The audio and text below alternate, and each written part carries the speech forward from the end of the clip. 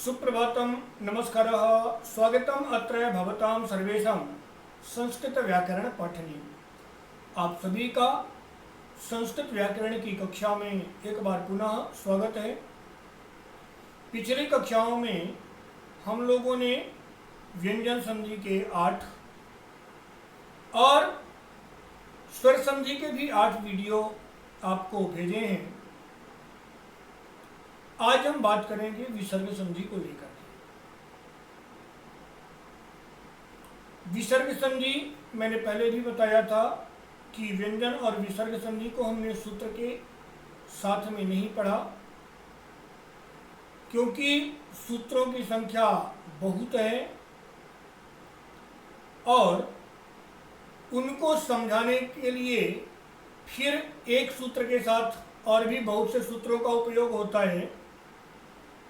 इसलिए लौकिक संस्कृत पढ़ने वालों के लिए, जो मध्य प्रदेश बोर्ड से अथवा माध्यमिक शिक्षा मंडल कहना चाहिए या फिर सीबीएसई, एनसीईआरटी, आईसीएसई इन बोर्डों से पढ़ रहे हैं, उन विद्यार्थियों को संस्कृत का बहुत कम ज्ञान मिल पाता है। उसके लिए मुझे नहीं लगता कि हमारे चैनल से बेहतर कोई और चैनल हो सकता है। खैर, आते हैं विसर्ग संधि की ओर और उसको समझने का प्रयास करते हैं। पहला नियम विसर्ग संधि का जो कहता है, यदि विसर्ग के बाद में वर्ग का प्रथम अथवा द्वितीय वर्ण आए तो विसर्ग के स्थान पर श, श अथवा सा होता है। कैसे होता है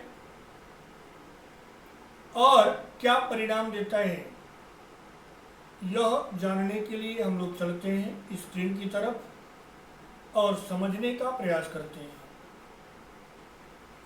इससे पहले आप लोग चैनल को सब्सक्राइब इसलिए कर लें कि अभी आपके पास विसर्ग संधि के बहुत से नियम और साथ में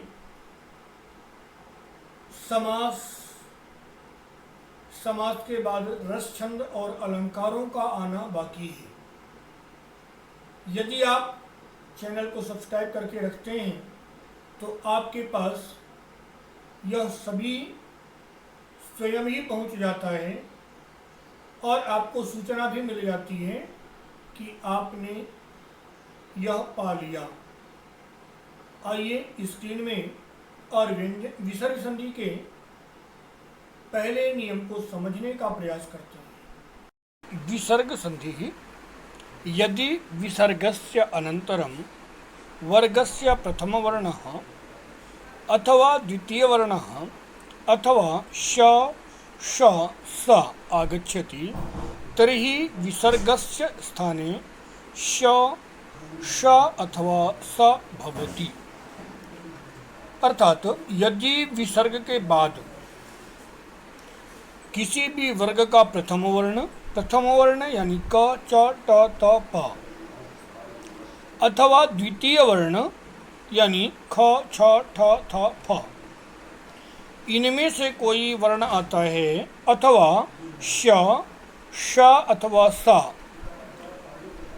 तो इन 13 वर्णों में से कोई एक वर्ण आता है तो विसर्गस्य स्थाने विसर्ग के स्थान पर श, श अथवा सा भवति। यानी श हो सकता है विसर्ग के स्थान पर, श हो सकता है अथवा सा हो सकता है।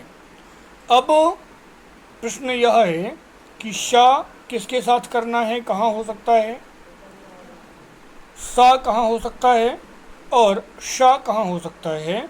तो च, छ अथवा श यदि विसर्ग के बाद इन 3 में से कोई वर्ण आता है तो विसर्ग के स्थान पर श बनता है। इसी प्रकार से ता, था अथवा सा इन 3 में से कोई वर्ण आता है तो विसर्ग के स्थान पर स बनता है। यह ध्यान रखना है कि यह आधे रहते हैं, हलंत लगा हुआ है इसीलिए। अन्यत्र दूसरे स्थान पर श हो जाता है, यथा इतः और ततः। इतः विसर्ग आया, विसर्ग के बाद में ता आ गया और ता और था के साथ में सा होता है, इसलिए शब्द बना इतस्ततः। इसी प्रकार निह और चय। निह विसर्ग, च अतः विसर्ग के स्थान पर श हुआ और शब्द बना निश्चय। पुनः निह और कपट। निह और कपट निष्कपट। पुनः नरः तरति। नरः तरति विसर्ग, शब्द विसर्ग के बाद में ता आया है वर्ण, अतः नरस्तरति। पुनः सर्पः शरति। सर्पः सरति। सर्प विसर्ग आया, सा आया, इसलिए विसर्ग का सा हुआ और शब्द बना सर्पशरति। पुनः इसके कुछ और उदाहरण देखते हैं आगे की स्लाइड में।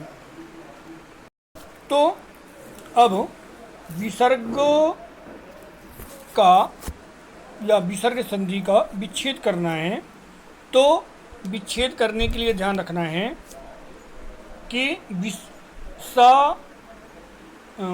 क्षम्यताम श अथवा सा, इनके स्थान पर विसर्ग होगा। निष्कर्ष, निहि और कर्ष। इसी प्रकार से निश्चय, निहि और चय। निश्चित, निहि और चित। हम एक चीज़ और देख सकते हैं यहाँ पर कि शुद्ध वर्ण लेखन भी यहाँ से पता चलता है। यथा अगर हम निष्कर्ष ऐसा शब्द है, तो यदि शा के स्थान पर सा लिख दिया जाए अथवा शा लिख दिया जाए तो शब्द अशुद्ध हो जाएगा। अतः कहाँ पर क्या रखना है यहाँ से पता चल जाता है। अतः यथा त और ता की लाइन के पहले अगर हमें श अथवा सा में से कोई एक को चुनना होता है तो सा ही लिखा जाता है। रामः शेते, रामश्येते। निहि और फल निष्फल। अब आपको दिए हुए उदाहरणों में से जो संधि से युक्त उदाहरण हैं उनका विच्छेद करना है और जो विच्छेद युक्त हैं उनकी संधि करना है और कमेंट बॉक्स में लिखना है ताकि यह पता चल सके कि आपको कितना समझ में आया। यहाँ से पहला नियम मुझे लगता है समझ में आ गया होगा। अब दूसरे नियम के लिए हम लोग चलेंगे अगले वीडियो में। तब तक के लिए वदतु संस्कृतम जयतु भारतम।